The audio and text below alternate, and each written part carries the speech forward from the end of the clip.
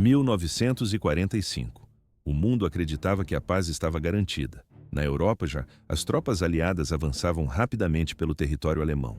Mas o que encontraram nas semanas finais da guerra foi algo inesperado. Por que os veteranos de guerra perderam a voz?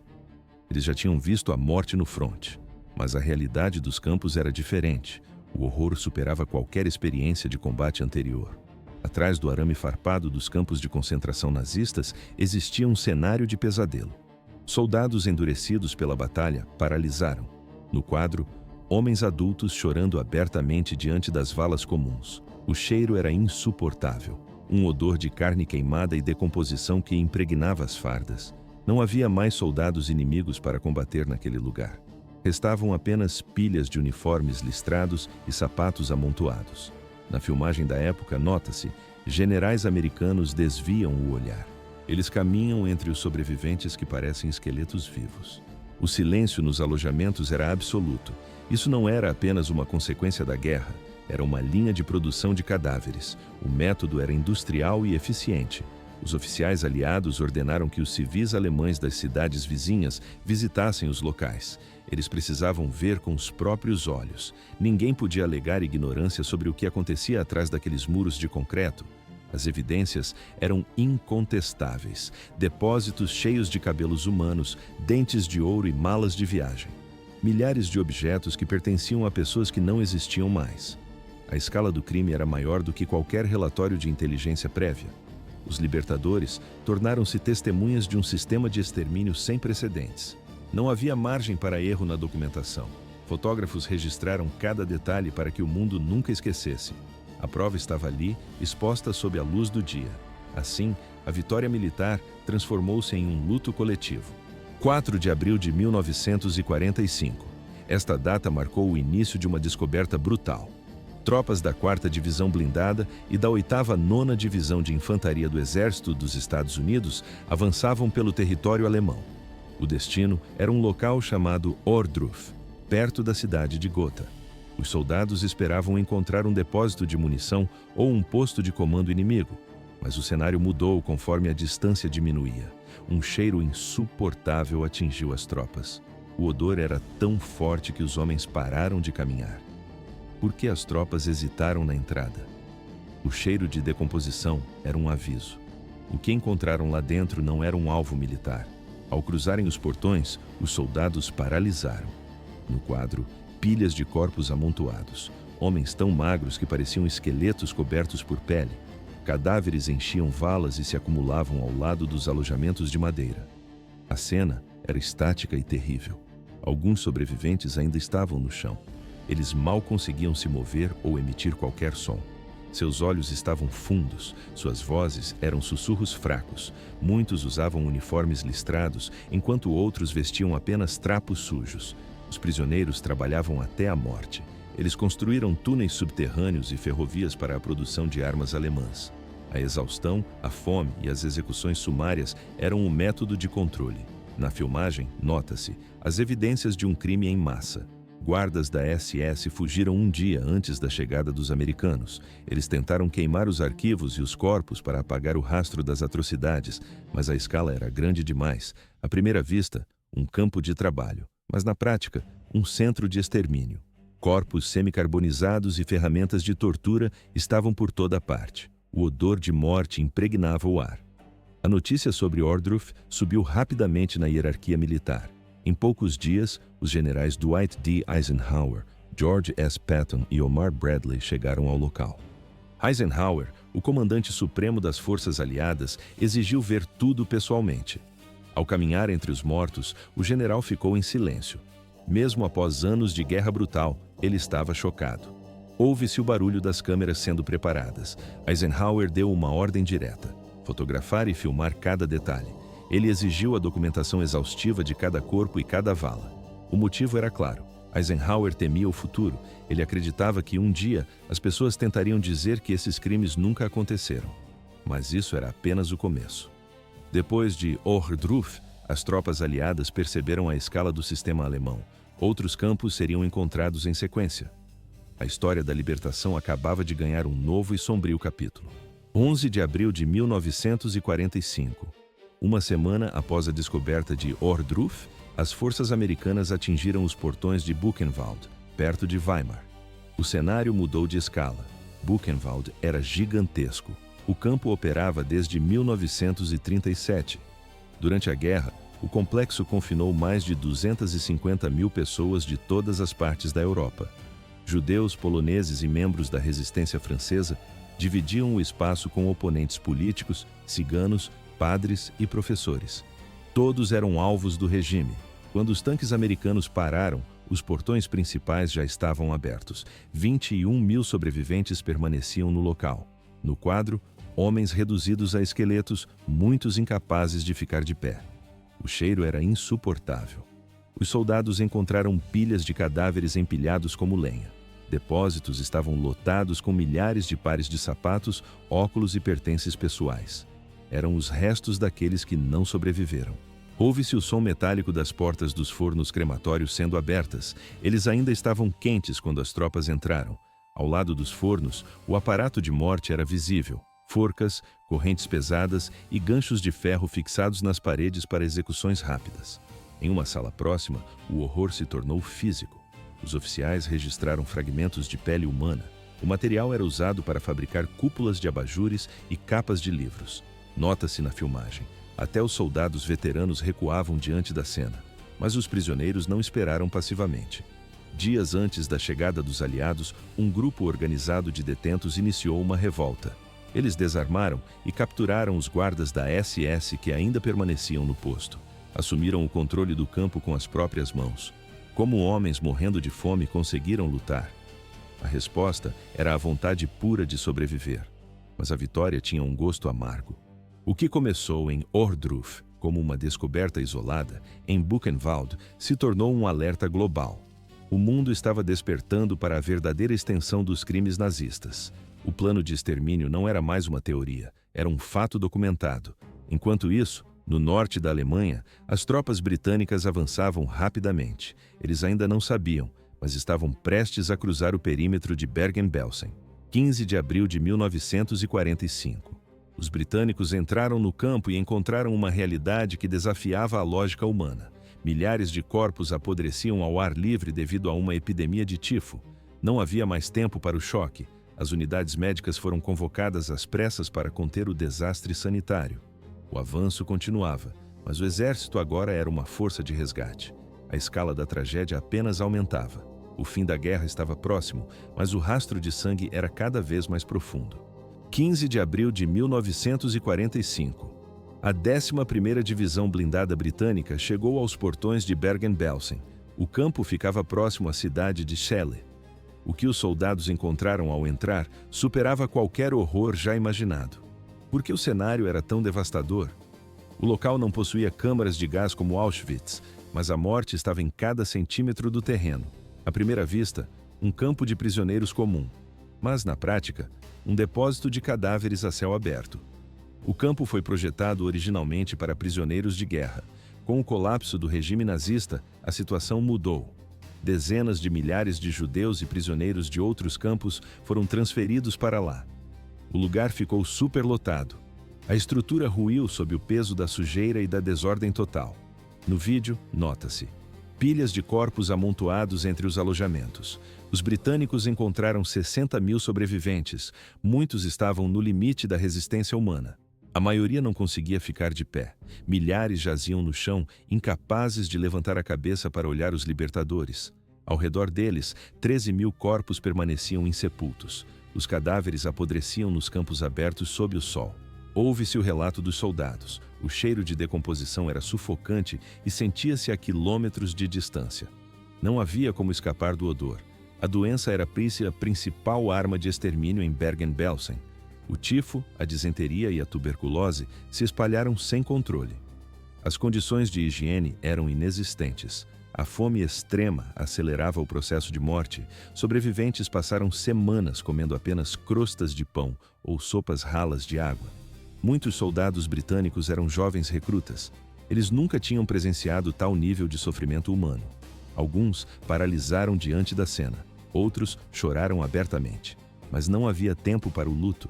Unidades médicas e enfermeiras foram convocadas às pressas. O Corpo Médico do Exército Real montou hospitais de emergência nos arredores.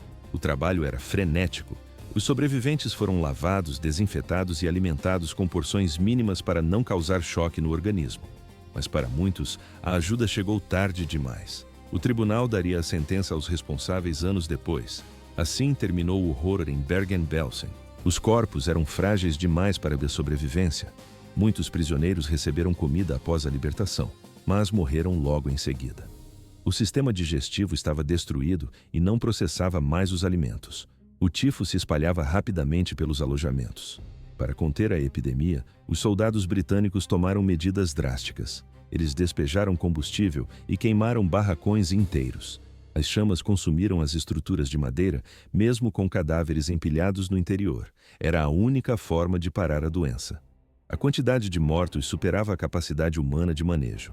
Tratores e escavadeiras foram usados para empurrar os corpos para valas comuns. No vídeo da época, nota-se, as máquinas movem pilhas de restos humanos como se fossem entulho. Não havia tempo para rituais ou identificação. Richard Dimbleby, um jovem oficial britânico e repórter da BBC, estava no local. Ele caminhou entre os sobreviventes e gravou o que viu. O áudio registrou o horror absoluto. Quando o material chegou em Londres, a diretoria da BBC hesitou. Eles duvidaram da veracidade dos fatos. O relato parecia brutal demais para ser real, mas cada palavra era verdadeira. Bergen-Belsen tornou-se o símbolo máximo da crueldade nazista. O campo provou que o sistema de extermínio não era um acidente. Era um plano organizado e executado com precisão técnica. O sofrimento não parou com a chegada dos aliados. Nas semanas seguintes à libertação, mais de 14.000 pessoas morreram. Médicos britânicos trabalharam dia e noite, mas a fraqueza e as infecções venceram a medicina. Quem sobreviveu carregou o trauma como uma marca permanente. Enquanto os britânicos limpavam o pesadelo em Bergen-Belsen, os americanos avançavam pelo sul da Alemanha. O que encontraram foi igualmente aterrorizante. 29 de abril de 1945. Nesta data, as 42ª e 45ª Divisões de Infantaria dos Estados Unidos chegaram a Dachau. O campo ficava nos arredores de Munique. Por que Dachau era diferente dos outros?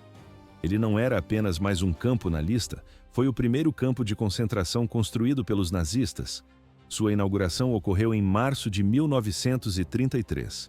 Isso aconteceu apenas algumas semanas após Adolf Hitler assumir o poder. Dachau funcionou como o protótipo. Foi o modelo de engenharia e tortura usado para projetar todos os outros campos do Terceiro Reich. Ao longo de 12 anos, mais de 200.000 pessoas passaram por aqueles portões.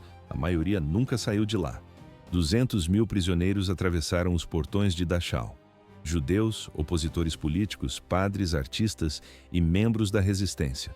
O regime nazista classificava todos como indesejáveis. 30.000 pessoas foram executadas no local. Outras milhares sucumbiram a doenças, tortura ou fome extrema. Como os americanos foram recebidos? O silêncio era absoluto. Mas a visão foi um choque. Ao cruzarem a entrada, os soldados encontraram 30 vagões de trem estacionados nos trilhos. Dentro deles, apenas cadáveres. Eram prisioneiros transferidos de outros campos nas chamadas Marchas da Morte. Os alemães forçavam homens e mulheres a caminhar distâncias imensas, sem comida ou descanso. O objetivo era fugir do avanço das tropas aliadas. Milhares morreram pelo caminho. Quem parava de andar recebia um tiro na nuca. No quadro, os alojamentos. Barracões projetados para 200 pessoas abrigavam mais de 1.000. Os prisioneiros ocupavam beliches de madeira empilhados em 4 níveis. O cheiro de decomposição e sujeira era insuportável. A câmera registra prisioneiros magros demais para se mover. Muitos estavam cobertos de feridas e piolhos. A reação dos soldados foi imediata. Alguns choraram abertamente diante da cena. Outros sentiram um ódio incontrolável. Tomados pela fúria, os soldados americanos executaram vários guardas da SS no pátio do campo. Dachau possuía sua própria câmara de gás. Era menor que as de Auschwitz, mas funcional. O complexo contava com salas de tortura e muros de execução. No centro, o crematório trabalhava dia e noite para dar conta do volume de mortos. Ouve-se o som de botas sobre detritos. Em uma área isolada, Os soldados encontraram pilhas de cinzas humanas misturadas a fragmentos de ossos. Não eram apenas restos, eram evidências de um extermínio industrializado. Os americanos montaram tendas médicas com urgência. Começaram a distribuir comida e remédios para os sobreviventes, mas o esforço foi insuficiente para muitos. O estado de inanição era irreversível. Centenas continuaram morrendo mesmo após a libertação. À primeira vista, a Alemanha estava cercada, mas na prática, o horror já havia sido descoberto no leste. Enquanto os aliados ocidentais abriam Dachau, o Exército Vermelho já havia exposto o sistema nazista na Polônia. Julho de 1944. Tropas soviéticas chegaram aos arredores de Lublin. Lá, eles tropeçaram em um complexo chamado Majdanek. A escala do crime estava apenas começando a ser revelada. À primeira vista, uma instalação militar comum, mas na prática, uma fábrica de extermínio em massa. Julho de 1944. Os soldados soviéticos avançam sobre Lublin, na Polônia ocupada. Eles cercam o campo de Majdanek. Cercas de arame farpado e torres de vigia dominam a paisagem. O local parece estranhamente silencioso. Por que o silêncio era tão absoluto? Os alemães haviam fugido às pressas. O que restou foi a prova definitiva do horror. Majdanek surgiu em 1941. Foi um dos primeiros campos nazistas a unir trabalho escravo e execução sistemática. Os soviéticos entram nos prédios. Ouve-se o som das botas no concreto frio. No quadro, fornos crematórios ainda intactos e câmaras de gás prontas para o uso. O cenário é industrial. Armazéns estão lotados com milhares de pares de sapatos. Pilhas de roupas e toneladas de cinzas humanas cobrem o chão. Os soldados encontram latas de metal. Dentro delas, o veneno Zyklon B. Era o agente químico usado para asfixiar os prisioneiros em minutos. Na filmagem da época, nota-se, os soldados estão paralisados. Esta foi a primeira vez que o mundo viu evidências físicas de um campo de extermínio.